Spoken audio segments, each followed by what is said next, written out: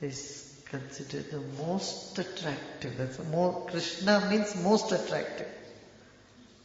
Krishna, the word, meaning of the word. How many of you didn't know the meaning of the word Krishna? Raise your hand. You didn't know what is the meaning? Karsheti akasheti iti Krishna. One who attracts everything and everybody towards him is Krishna. So Krishna means the irresistible attraction. One cannot resist at all. That much attraction. That's what the whole Bhagavatam is said about how Krishna was so attractive and mesmerizing. When he would just go in the chariot, he would pass by the road and people would just stand like statues looking, staring. They keep staring, and even after his chariot,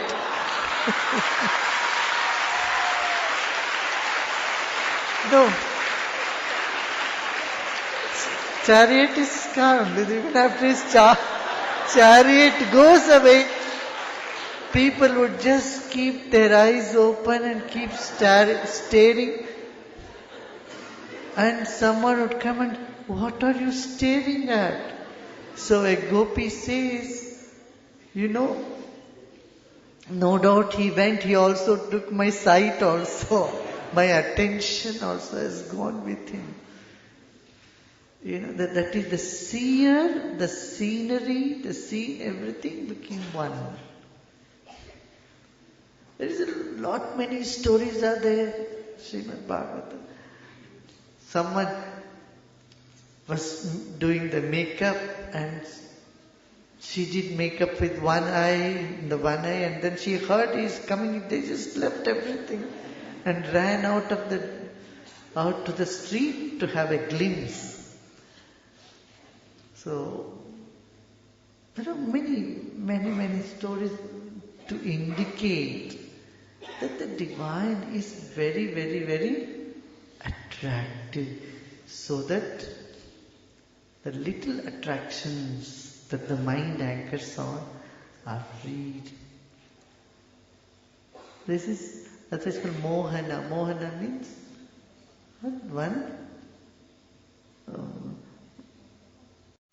In English there is no word for Mohana actually. It's a difficult thing. What's the word in English for Mohana?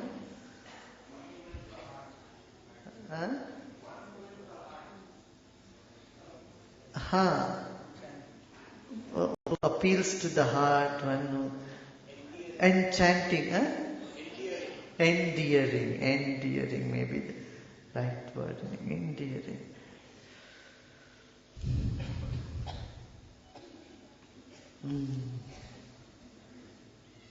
So, bondage of love with knowledge is different than the bondage hankering for pleasure. There is one bondage that comes to you because you want pleasure. Hankering for pleasure creates a certain type of bondage which results in lot of pain. And then the taste of love also hooks you on to the divinity, infinity, intoxicates you. That with the knowledge brings stability. Because life without emotion is so dry. Emotion is needed. The emotion is either for the temporal, ephemeral, the impermanent thing, or for the permanent joy, the permanent bliss.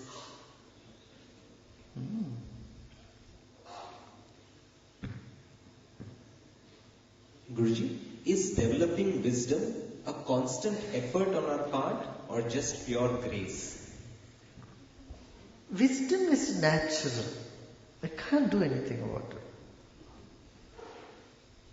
You simply need to recognize it when it comes up. Don't brush it aside. That's all you need to do. That's why there is something called Pratyabhigya Hridaya. Pratyabhigya means recognizing. The heart of recognition. It's a very, very beautiful word. Pratyabhigya Hridaya. जय गुरुदेव गुरु जी। गुरु जी, हम शाम को संध्या वंदन करते हैं तो सूरज पश्चिम की ओर होता है, तो हम जपा उत्तर की ओर क्यों करते हैं? हाँ,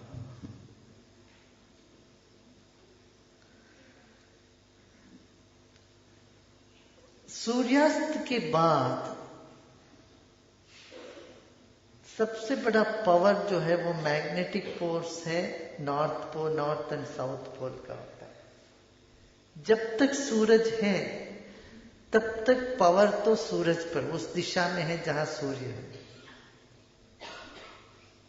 बट जब सूरज डूब जाता है उस वक्त कौन सी एनर्जी डोमिनेंट रहती है? नॉर्थ साउथ पोल का मैग्नेटिक एनर्जी। इसलिए संध्या वंदन जब करते हैं सुबह पूरब की ओर सूर्य को अर्घ्य देते हैं, बट शाम को जब पश्चिम की ओर सूर्य को अर्घ्य देते हैं तब तक सूर्य डूब जाता है। फिर जाप करने के लिए उत्तर की ओर बैठ के करते हैं। ये बड़ा वैज्ञानिक ढंग से लोगों ने सोचा। पहले सुबह नहीं बोला गया सुबह भी पूरब उत्तर की ओर बैठ के जप करो, नहीं, तो सुबह तो सूरज है। शाम को जब सूरज डूब जाता है तो उसके बाद उत्तर की ओर मुंह करके बैठ जाओ, ये कहा।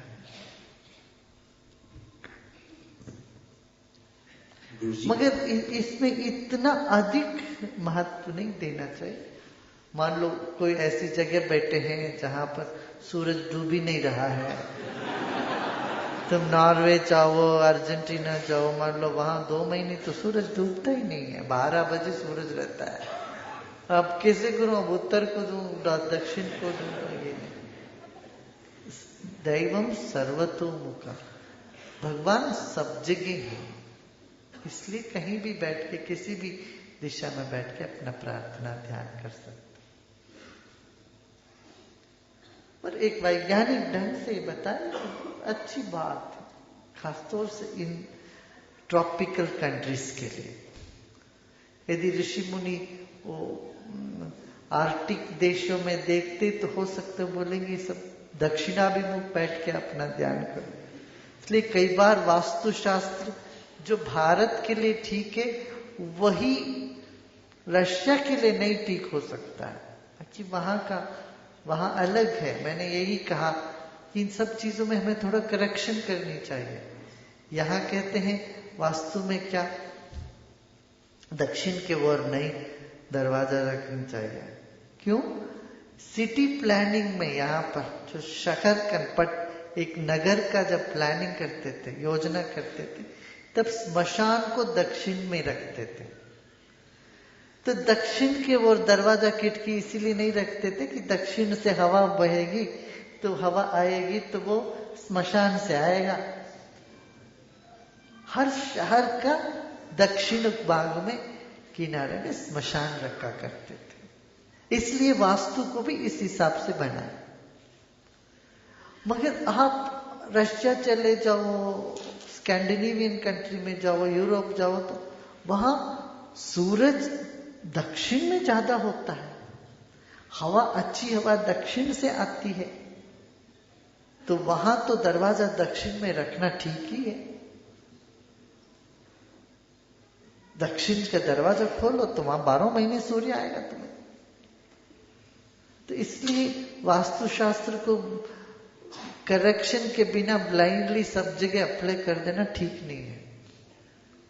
बहुत लोगों को ये बात पता ही नहीं, ताकि वो इसकी गहराई में नहीं जाते। अच्छा, इसमें लकीर के फकीर बोलते क्या बोलते हैं, क्या लिखा है बस उसी पे लड़ते जाओ, उसी पे चलते जाओ, ऐसा बोल दिया वैसा वैसा वैसा।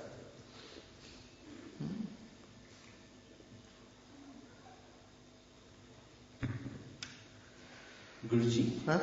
when things change from I want to do it to I will have to do it, it becomes very difficult to act. What to do in such situations? No, everything begins with I want to do it, and then later on that enthusiasm and it goes down, but still the commitment is there, then it is better you do it. I have to do it, you must do it. Otherwise, you will not be able to complete anything. Because mind is like that. The most unreliable friend you have is your own mind. So the mind says something now and then little later something else. You can rely on your friend better than your own mind. Because of the commitments, these commitments that you take, okay, I have to complete. I want to complete, I must complete. Life moves in the right direction. If you just act by the whims and fancy of your mind, it will just take you anywhere, Do you see what I'm saying? You want to become a doctor and then you enrolled into the medical college. After 2 years you just don't want to do it. Then you say, I have to do it. Better you have to do it. Complete it. Otherwise 1 year medical, 1 year engineering, 1 year law, and 1 year you will go and do something chemistry and you will be nowhere. Yeah? Isn't it? Huh? You'll be neither a CA, nor an engineer, nor a doctor, nor a lawyer, because you did all 1 year only. Because your mind wants to do it. No. Commitment is essential in life. Same way you have come for advanced course, you sit, first day you like it, second day, oh my God, so boring, hollow and empty, why I should... Mind says something. Oh, get out of it, have some fun. Who wants to know what is hollow, what is not hollow? What is the point of knowing whether my nose is hollow or filled up? My stomach is hollow or filled up? What is the point? Why I should torture myself with all meditation in motion? No. You have taken a commitment, you complete it. If it becomes impossible, really impossible, then you should get out of your commitment. You should give you 100% if it feels it's not leading you anywhere. Because in a state of ignorance you took a commitment. Now you feel it's becoming hell every day. Then I would say, okay. You have given your 100%, it's not working, okay, you can move on. You can get rid of your commitment, take new commitment. That's okay. Yeah. Guruji, we say opposite values are complementary. Then how do we be happy during good times when we know that bad times will follow? There is a beautiful couplet. दुख में सुमिरन सब करे, सुख में करे न कोई, सुख में जो सुमिरन करे, दुख काय को होए. Because when you are miserable, you pray, everyone prays when they are miserable, when there is no way to go, when all the doors are shut, all avenues are shut. People then pray. In misery, everyone prays. But in happiness, if someone prays, why would misery befall on them? This is a beautiful couplet in Hindi. So, the purpose of yoga is to avoid misery. Heyam dukkham anagatam. In Patanjali, Maharshi Patanjali in the Yoga Sutras, he said, the purpose of yoga, why you should do yoga? Yoga means not asanas, meditation, everything. not only asanas. Why you should do? What is the use of this? It can stop the misery from befalling on you.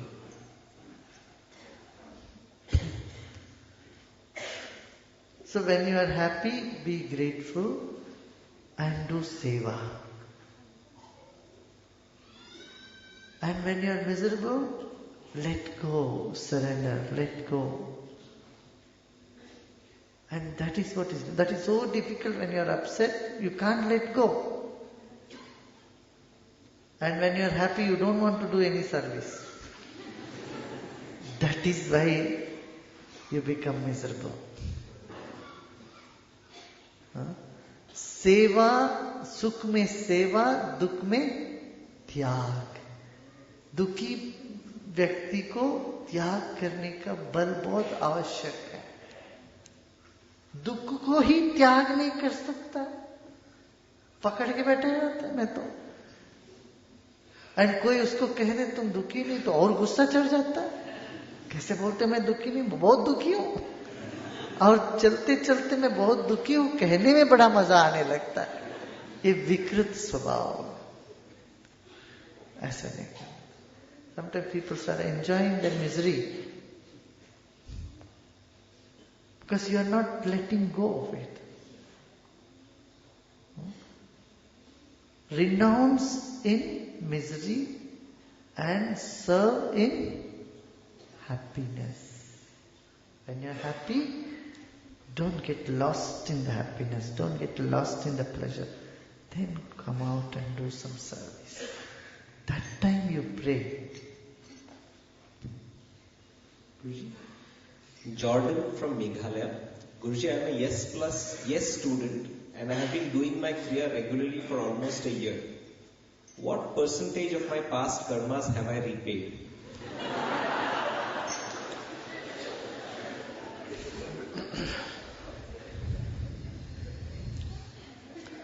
I will answer this if you tell me how many hairs you have on your head. As long as there are hairs and you have a comb, the job is done. What is the point in counting the hair? Or counting the knobs in the comb? You don't. Karma is unfathomable. Nobody knows how much karma is there, how much is not there. Every day new karmas are being made. And there is individual karma, there is a family karma, there is a collective karma. You know. Nowadays doctors say, oh, it's a family history. Ancient days, in the medical language, they say, this is the family history. You know, somebody had high cholesterol in the family, high BP, or this and this and this. This ancient rishi said already, family karma they called it. There is a different type of karmas are there. And we get rid of these karmas in everyday sadhana. Bad karmas goes away, good karmas increase. So when you are doing good, a portion of that good karma of yours also goes to other people around you. Your family, friends, everybody gets a share of it. I mean, it is absolutely fascinating to go into the realm of karma because it is so unfathomable. There is no end to the depth in it. You know? Almost like trying to measure the depth of the ocean. It's so vast and so much is there.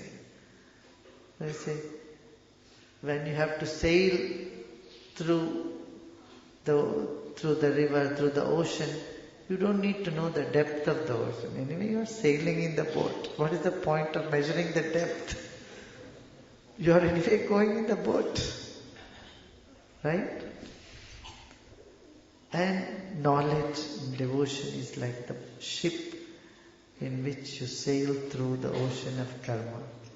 You don't need to know how deep it is. Anyway, you are not going to swim there.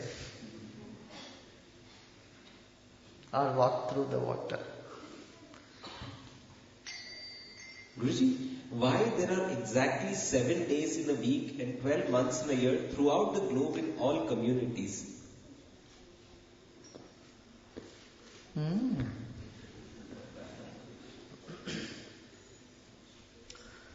It was started in the Vedic time.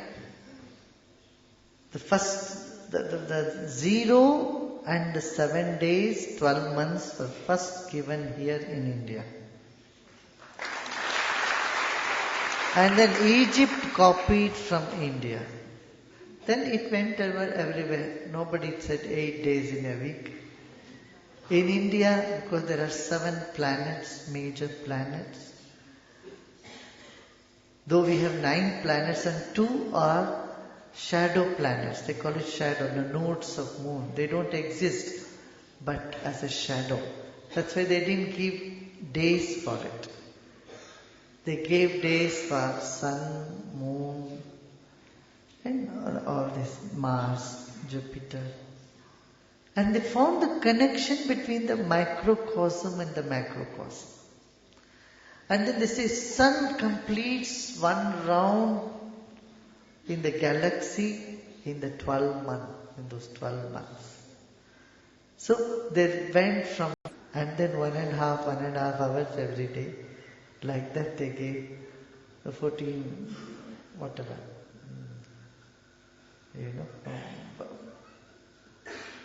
Rahukar and Gulikar.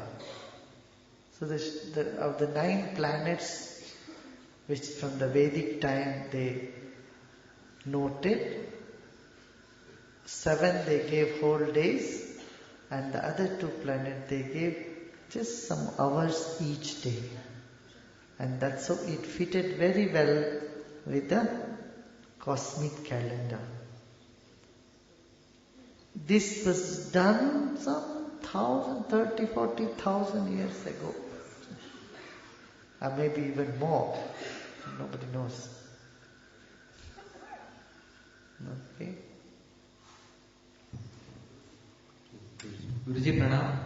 गुरुजी मेरा प्रश्न है कि राम जी के गुरु वशिष्ठ जी थे, श्री कृष्ण के गुरु सांदीपनी थे, आपके गुरु कौन है?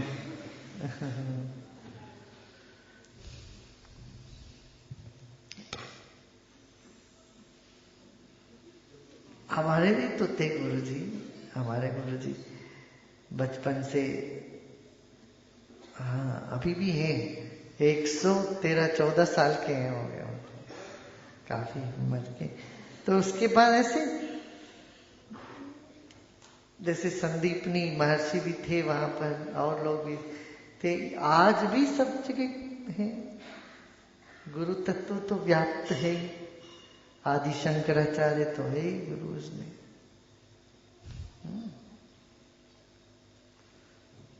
हमें तो बहुत बचपन में बहुत सत्संग मिला, बहुत संतों के साथ, महर्षि महेश योगी थे, शंकराचार्य, बहुत अच्छे अच्छे विद्वान, स्वामी शरणानंद।